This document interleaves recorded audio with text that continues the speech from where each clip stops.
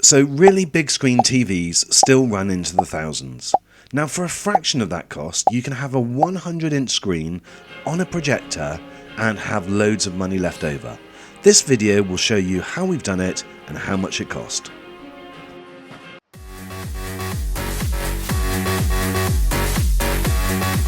Hey everyone, this is All Things Tech, and the star of my show is the Optima HD 143X, but that's not really important. The theory behind this video is, can you get a better viewing experience with one of these and get images like this, rather than getting a much more expensive large screen TV. Now this is the projector all set up and giving me a 100-inch screen. It's absolutely mind-blowing. You know, at night, daytime is not bad, but at night I'm absolutely blown away by the quality. And all of my setup here, the screen, the projector, the ceiling mount, the cable, came in at under £600. So let's go on and show you a little bit more now about the projector. So it's a 1080p full HD. It's 3000 lumens brightness and has a contrast ratio of 23,000 to 1. Screen size can go from a very small 28 inches all the way up to 300. So it's also full 3D, 2 HDMI, USB-A power, so you can hook your Fire Stick straight up to it at the back. Has a 10-watt speaker, but I recommend you hook it up to a surround sound system. But this also supports MHL, which is Mobile High Definition Link. Controls on the top of the projector are very straightforward and easy to operate, as is the zoom and the focus options, which are literally just twist. Now, the great thing about this projector is it's great for everything. It's a really good middle-of-the-road projector, which is okay for movies, for TV, and also for gaming. For gaming, for instance, it's got quite a fast input lag, which is just 16.4 milliseconds, and that makes gaming very good indeed.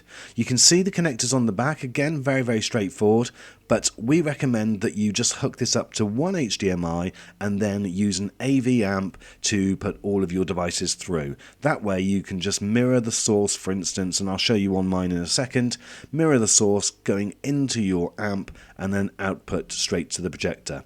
This is how it compared to my old projector, which was the HD 600XLV, again by Optima, which I was really happy with, but it was limited just to 720.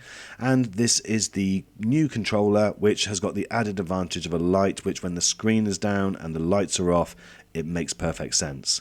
Now I'm using a ceiling mount, which is very cheap, £17, $20, and I also bought this electric screen, which I'll zoom in a second, and I built an MDF frame around the screen, as you can see there, with a little recess so that the screen comes down. It operates on a remote control, and you'll be really surprised that this screen only came in at £95, so not expensive at all. Now, you don't actually need to buy an electric screen. You can project straight onto a wall, so that could be an expense that you save.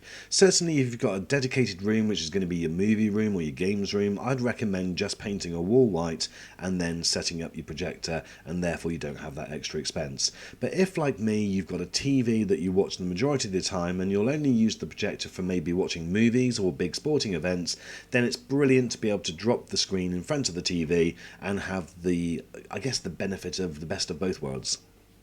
So I was really impressed with the daylight viewing capability. It was far better than my old projector, but it was at night the difference really came in. Look at the quality of the image here, and remember, you're not watching a 4K image, you're watching a 1080p, because that's all this projector can do, and in fact that's what I'm recording this video in. So other positives with this projector would be the lamp life. The replacement bulbs are only $89, and you get 3,500 hours in bright mode and 10,000 hours in eco mode. There is also a stereo audio out, and that brings me on to some of the negatives. The 10-watt speaker really just is not good enough, and you do need to use a soundbar or a 5.1 system. And you do need to consider that the only video inputs are HDMI. But folks, overall, this is an incredible quality image for under £600. I've been blown away. I'm sure you would be too. I can definitely recommend, if you want to try something very different from a TV, get a projector and project it onto a screen. You won't regret it.